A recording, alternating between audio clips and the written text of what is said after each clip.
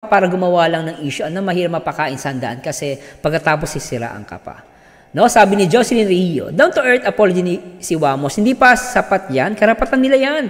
Wag na malinis, baka affected ka too much. Maagago for content views, aminado na. Ito guys, punta tayo rito. No? Ito guys, hindi na ako magme-mention ng mga vlogger, reactor, kung sino man. Kaya yung sinasabi nila na poverty porn sa charity vlogger, lagi yan guys, lagi nakadikit yung poverty porn. No? Ngayon lang, that's why ayoko lang naman na kontrahin yung iba kasi lalaki lang yung issue. Ngayon, kung titignan nyo si Maagago, titignan nyo yung ibang mga content creator, ako si Wamos, na-entertain ako sa kanya eh. Pero may mga content creator minsan, talagang puro issue, gulo ang gusto. Minsan ako, totoo lang guys kaya sinasabi natin poverty porn yung ibang, ang ibang charity vlogger. Mas gusto mo panoorin ng charity vlogger eh. Like Kalinga Prab, no? Kuya Bal, Ruel of Malalag, no? Sila King Lax, sila Pugong Biyahero. Mas gugustuhin ko pa rin talaga yung charity vlogger kaysa sa kanila eh. Totoo lang guys Like Maagago, hindi ko pina-follow yan eh. Nire-react ko lang, syempre, issue eh. Nandiyan yung views eh. Normal lang to guys as a content creator. Hindi na ako magpapaka-impokrito. Kung ikaw iisipin mo, mas gusto mo pa rin manood ng charity vlogger kasi nakakatulong sila. But still guys, this is only my opinion. Di ko naman sinasabi na tama ako. Di ba? Pero kung papipiliin mo ako, si Maagago, o kaya si Maagago, o kaya si Kuya Bal, mas papanoorin ko na si Kuya Bal. Di ba? Nakakatulong siya sa kapwa niya. Di ba? No, like Ruel of Malalag. No, kasi guys, tandaan nyo guys, tandaan nyo sa poverty porn, mahirap mapatunayan yan. Lalo na kung donation yung binibigay. Bukas sa loob ng sponsor. No? Kung bukas sa loob ng sponsor, yung pagbibigay ng pera sa mga charity vlogger, binibigyan nila ng damit, binibigyan nila ng ganito, ganyan, ganyan. Sila po ang may karapatan nun. No? Kung talagang kunwari, for example, si Ruel of Malalag, gawin natin example, may nagbigay sa kanya ng damit, karapatan ng sponsor yung guys eh. Kasi ang charity vlogger, naging din sila guys, entertainer eh. But Marsano, di ba charity vlogger nga sila? Yes. Pero aminin natin at sa hindi, nagiging entertainer na din sila. Nagiging parang artista na rin sila eh. Kaya may mga sponsor, no? May mga sponsor, gusto nila bigyan ng magandang damit, sapatos, hindi mo na mapipigilan yun eh. Kasi nga, donation nila yun, bukas sa loob nila yun eh. Alam nyo guys, yung charity vlogger, nagiging parang artista na rin yan sa mga, nagiging idol yan ng mga viewers nila eh. No? Minsan ako lang, actor eh. Marzano, idol kita. Nagiging idol nila ako eh. Pero hindi ko naman sinasabi tawagin nyo kung idol, no. Kailan di mo mapipigilan yung viewers mo eh. Kung si Ruel o Malalag, gusto siyang gawing idol ng kanyang mga followers, wala tayong pakialam doon. Kung yung mga followers niya ay gusto siyang bigyan ng damit, gusto siyang pakainin sa mamahaling restaurant, wala tayong karapatan doon. Ganon yung rights nila. Ngayon, kung sasabihin nila na si Ruel o Malalag ay poverty porn, patunayan na lang nila. At karapatan naman nila yun. Hindi ko sila, di ba? Kung sa tingin nila may poverty porn na nangyayari, di karapatan nyo yun. Pero syempre patunayan. Di ba? Pero ang tanong kasi, kung pupuna ka sa lahat ng charity vlogger or poverty porn, punahin mo lahat. Bakit si Ruel of Malalag lang? Kung talaga meron kang ipinaglalaban, punahin mo lahat. Punahin mo lahat. Si King Lax, si Pugong Biyahero, si Kalinga Prab, si Kuya Bal, lahat punahin mo. At patunayan natin kung talagang merong poverty porn. Ngayon, di mo may iwasan, talagang kikita sila sa kanilang YouTube channel. Kikita talaga yung mga yan, lalo mataas ang views.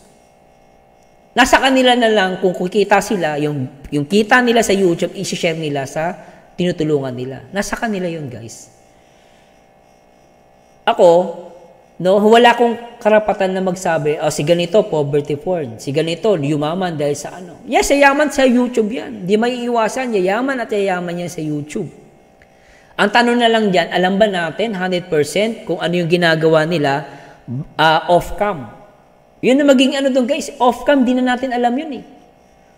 Di ba? Kung may magsasabi ng mga sponsor, ganito, ganyan, pinilit kami ni Ruel. Tinakuhan kami ni Ruel na magbigay ng pera na ganito. Tapos hindi yung pera namin hindi nakarating, no? Hindi naman ginawa yung gusto namin mangyari. Hindi inilagay sa charity. Don't question ninyo. Pero kung pinipilit naman gawan ng paraan ni Ruel na ipakita, nagiging transparent siya, wala naman nagreklamo, not unless meron magreklamo.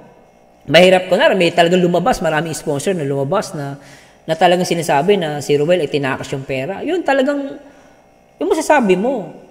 Pero kung wala tayong ebidensya, mahirap magsalita. At even yung mga gumagawa ng prank, kumikita sila sa taong pinaprank nila. Actually, mali din yun eh, kung isipin mo ha. Kasi hindi naman nila binabayaran yung mga taong pinapaprank nila eh. Kumikita sila doon. Kahit nga yung mga nagigitara kakanta. Kunwari, hindi sila marunong kumanta, ipaprank nila yun. Hindi naman nila binabayaran yung yung kino-content nila eh. O, di ba? So, magkakaiba tayo ng opinion dyan. Wala akong karapatan na magsabi si Ruel of Malalag ay poverty porn. Not unless mapapatunayan. Kung gusto mong patunayan, patunayan mo.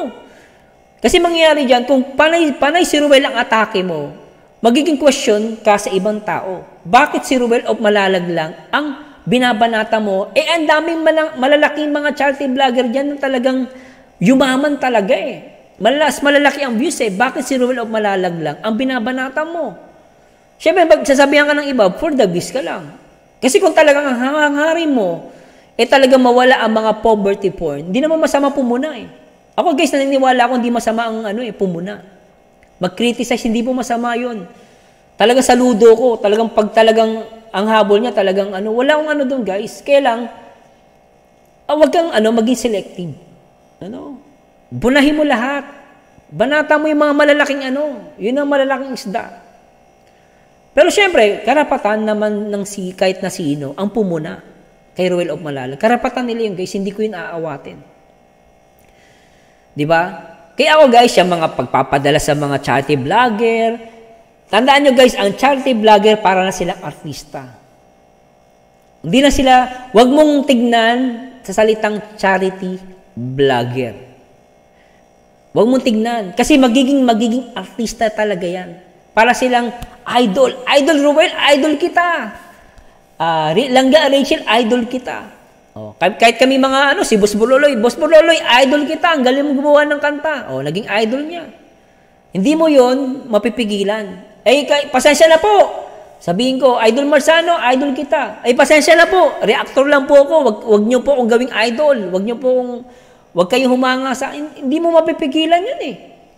Kapag yung isang followers mo, magbigay sa'yo ng pera, no? Talagang humanga sa'yo, bigyan kita ng camera, bigyan kita ng sapatos, mamahalin, pakainin kita sa mamahaling Kung yung sponsor ay bukal sa loob niya, no? Donation, walang mali dun. Not unless mapapatunayan mo na si Ruel of Malalag o ang ibang mga charity vlogger ay nagpipilit. Nambudol sila. Baka naman po, wala po kung baka naman po may gustong magbigay. Merong ganun, guys. Merong mga content creator, ganun ka walang hiya. Baka naman po, wala po akong sapatos, baka meron diyang gusto magbigay. Yun, mali po yun. Against ako doon sa ganun.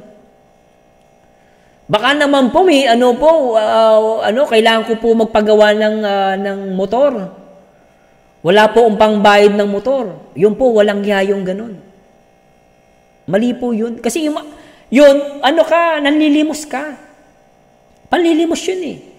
Pero out of nowhere, sinabi ng sponsor, Ruel, bibigyan kita ng package. Mali ba yun? Poverty porn ba yun? Hindi. Bukal sa loob ng yun. Hindi, ibigay na lang sa mahihirap. Tama yun. Pero, Kung kaligayahan ng isang fans na magbigay sila ng package, wala tayong karapatan dun. Sa kanila lang, pwede ka naman magbigay ng package kay Ruel. At the same time, pwede ka naman magbigay ng package sa mahihirap. Like, may nagbigay ng pera kay Ruel para pambili ng Jollibee. Ibinigay naman ni Ruel, ipinakain naman niya yung Jollibee sa mga bata. Oh, ano mali dun? Masama kasi guys, yung mangbibintan tayo nang wala namang katibayan. Tandaan nyo guys, as long as donation yan, walang question. Donation yan eh. Huwag mo lang pipilitin. Dapat ganito, bigyan nyo po ako ng ganito, ganitong presyo, bigyan nyo po ako. Kung gusto nyo tumulong, magbigay kayo ng 10,000, tagi-isa po kayo. Ganon.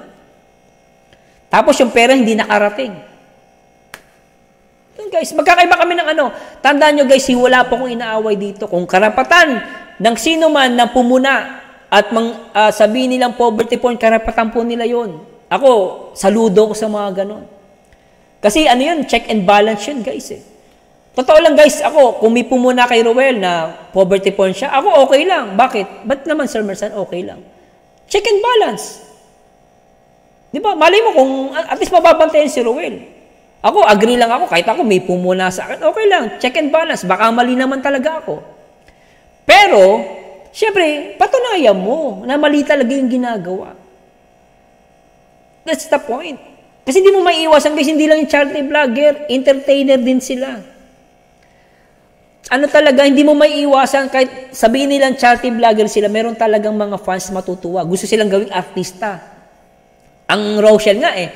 Sir Mard, sana yung Rochelle parang artista, no? O, di ba? Masaya sila dun eh. Anong magagawa natin kung sa tingin ng isang followers niya, artista talaga yung dalawa. At magbigay ng pera sa kanila, donation yun eh. Di naman nila inuuto eh. Mga fans namin dyan, wala po kaming pangkain. Baka gusto nyo po, di ba? Yun, kakapalan na mukha yun.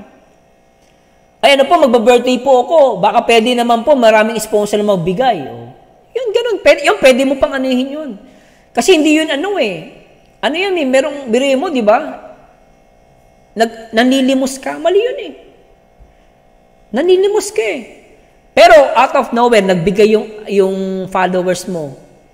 Masama ba yun? Ako para sa akin, hindi. As long as hindi walang pamimilit kay Ruel of Malalag. Hindi niya pinilit ang mga followers niya. At kung yumaman man siya sa YouTube niya because of his content. 'Di ba? Kung bumili man siya ng kanya, wala na akong pakialam doon. No. Nasa kanya na lang yun, guys. Kung anong gagawin niya sa pera niya kung kumita sa YouTube. Pero malay ba natin? Talikuran, si Ruel, gumagawa siya ng mabuti sa kapwa. Di natin alam. Yung ibang kinikita niya, binibigay niya sa Di na natin alam, off-cam. Kasi yun ang natin, guys. Patunayan natin. Pero wag naman sana nakapokus lang kay Ruel. Banatan mo naman yung iba. Kung talagang prinsipyo ang usapan, tama yan, ituloy mo, check and balance. Agree ako dyan. Pero wag lang puro si Ruel. Magiging questionable ka. Ang dami, si Tekram, si Pugong Biyahero, si King Lax, punahin mo. Wag lang si Ruel of Malalag. Okay lang yan, punahin mo. Karapatan mo yan. Pero wag lang si Ruel lang. Ganun lang naman yun eh. Babasa lang ako guys ha.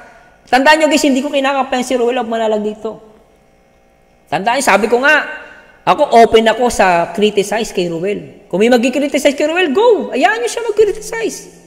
Patunayan lang niya. Ganun naman yung guys eh. Check and balance. Ganun lang. Diba? Sabi ni Rain Flores, sabi ni Joy Macaray, ganyan ang pag-inggit. Pag nasa pawot, umaalma, maninira na. Rain Flores, Langga Rachel, ikaw na talaga super ganda. Grabe, nasa iyo ng lahat. Love you, Rachel. Rodolfo Villariante, meron po akong alam na ganyan ang style na mahilig makialam sa buhay ng may buhay. Isa na po dyan si Ballpoint Man.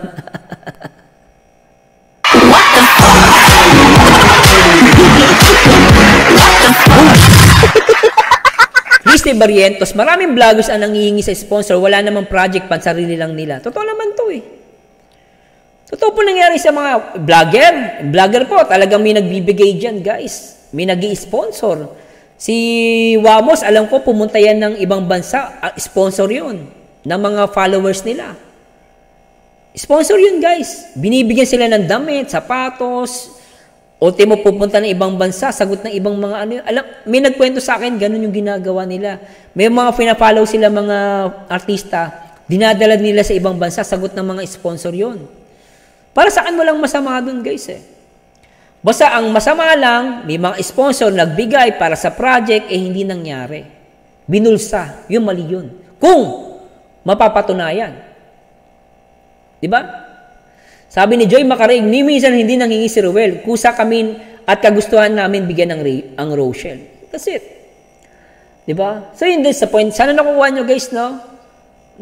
At the same time, sa mga bagong dating po, inuulit ko po, nagkabati na po kami nila Trending Pia.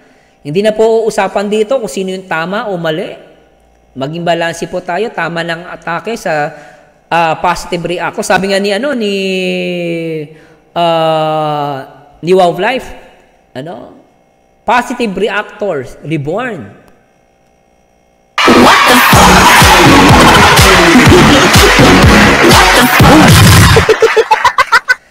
At